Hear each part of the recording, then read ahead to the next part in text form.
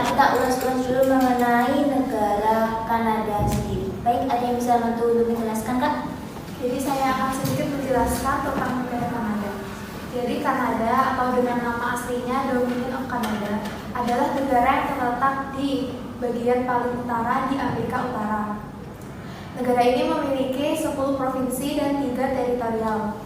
Nah, Kanada ini berdiri pada tahun 1867 setelah disahkannya Undang-Undang Konfederasi. Kanada memiliki ibu kota Ottawa.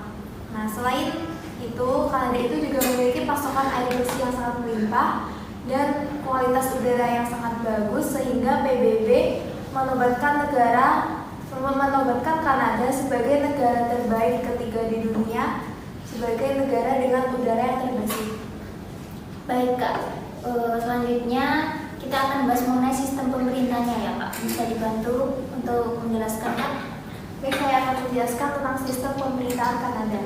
Nah, sistem pemerintahan Kanada ini menganut sistem monarki konstitusional, yang dimana sistem pemerintahan ini yang bertindak sebagai kepala negara adalah raja atau ratu. Nah, di Kanada ini yang bertindak sebagai kepala negara adalah Ratu Elizabeth II, yang tugasnya diwakilkan oleh seorang gubernur jenderal yang biasanya adalah ketua parlemen dan diangkat atas saran perdana menteri yang menjabat. Oh, jadi gubernur jenderal sendiri mempunyai kekuasaan yang terbatas ya, Kak? Ya, benar sekali. Oke, kita akan melanjutkan pertanyaan berikutnya ya, Kak, mengenai sistem politik yang ada di negara Kanada. Di sini saya akan menjelaskan tentang sistem politik yang ada di negara Kanada. Jadi kepala negara di Kanada ini emang asalnya dari kerajaan yang dipilih langsung oleh Perdana Menteri. Pemimpin negara Kanada sekarang adalah Ratu Elizabeth II dan Gubernur Jenderal. Gubernur Jenderal sendiri ini dipilih langsung oleh Perdana Menteri lagi yang ditunjuk langsung oleh kerajaan. Gubernur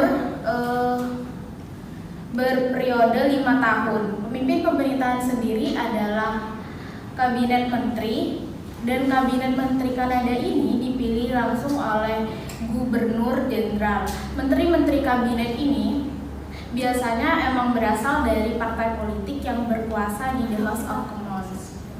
Oh, baik, teman-teman. Sistem politik dan pemerintahan kekuasaan tertinggi di negara Kanada dipegang oleh Ratu Elizabeth II, dan sistem kepala negaranya sendiri secara turun-temurun.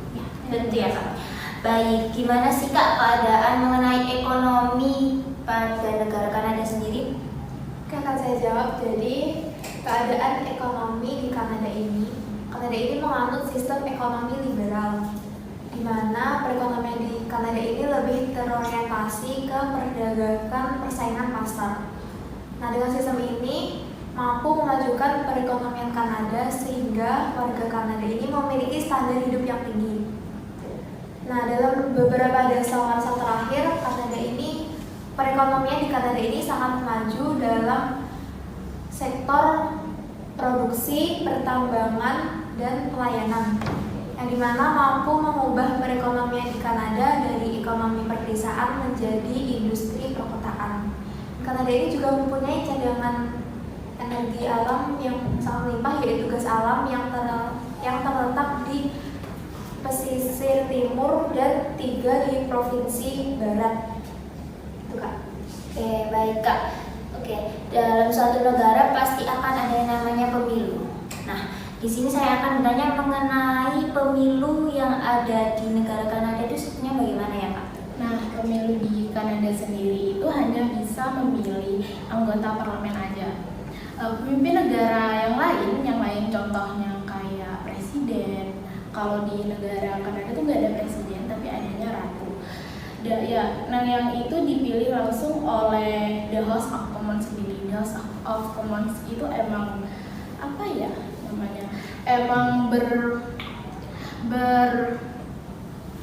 berpengaruh besar kepada pemilu yang ada di Kanada sendiri. Kalau misalkan di suatu partai itu nggak punya nggak punya suara terbanyak gitu dan terpopuler, itu tidak akan bisa menjadi anggota pemimpin negara. Kalau misalkan partai politik itu sangat berpengaruh, itu bisa berpeluang besar menguasai pemerintahan yang ada di Kanada. Oke, baik. Berarti di negara Kanada sendiri sistem pemilunya hanya untuk memilih anggota parlemen ya, Kak? Ya, betul Oke, sekali. kita lanjut ya, Kak, ke pertanyaan terakhir. Di sini saya ada pertanyaan mengenai negara Kanada, yaitu kelemahan dan kelebihan dari negara Kanada sendiri. Gimana, Kak? Oke, saya akan jawab kelebihan itu dulu ya Kak. Jadi kelebihan Kanada ini yang pertama itu negara ini merupakan negara yang maju karena sumber perekonomiannya berlimpah. Yang kedua, negara ini mempunyai industri dan teknologi yang maju. Yang ketiga, negara ini penanganan korupsi di negara ini sangat baik dan efisien sehingga sangat rendah tingkat korupsi di negara tersebut. Jadi kelemahan yang ada di Kanada itu, ekonomi di Kanada sangat tergantung pada Amerika Serikat.